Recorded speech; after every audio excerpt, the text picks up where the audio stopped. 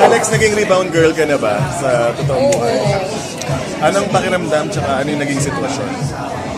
Masakit maging rebound parang may butas dito.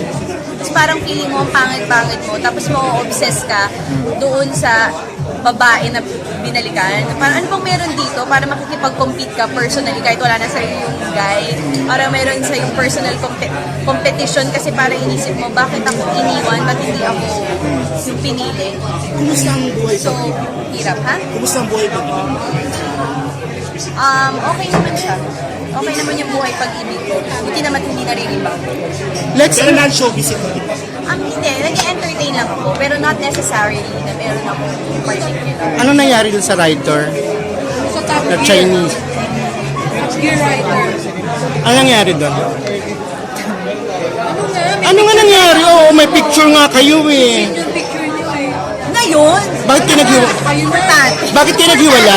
Naghiwalay ba kayo? Naging kayo po. Naging kayo. Hindi na importante yon. Ang nakaraan na. Ako ngayon ay nagpo-focus na. Pag may kinuha si Lord, may ipapalit. At yung mga pinapalit sa akin, mas sobrang okay. Bakit kayo naghiwalay? Hindi ko din nga alam. Nagtagal ba kayo? Hindi.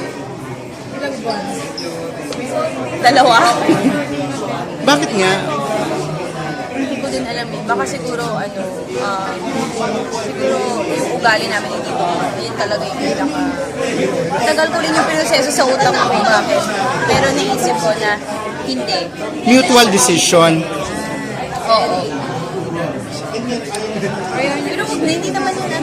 Walang bearing talaga. Meron. Talaga? Yun kasi ang anggulo namin eh. Wala! Buhay pa naman siya hanggang ngayon. Hindi, ayoko lang siya. Wala yan. Kasi talagang wala talagang bearing. Wala talaga. Wala siyang... Walang pwesto. Wala siya sa may rebounder.